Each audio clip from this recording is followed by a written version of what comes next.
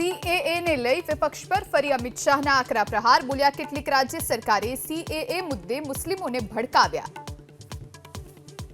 19 में कानून पारित होने के बाद भी सबको भड़काया गया जिससे मुसलमानों को अन्याय होगा मुसलमानों की नागरिकता चली जाएगी कोलकाता हत्याकांड ने લઈ આરજીકર હોસ્પિટલના પૂર્વ પ્રિન્સિપલ સંદીપ ઘોષની ફરી સીબીઆઈએ કરી પૂછતાછ तो आरोपी संजय रॉयનો પણ સાયકોલોજીકલ ટેસ્ટ યથાવત મહુવા સુરત ટ્રેનને સુપરફાસ્ટને બદલે એક્સપ્રેસ તરીકે દોડાવવા નિર્ણય 25 ઓગસ્ટથી ટ્રેન મહુવાથી સાંજે 7:15 વાગ્યાના બદલે ઉપડશે 5:55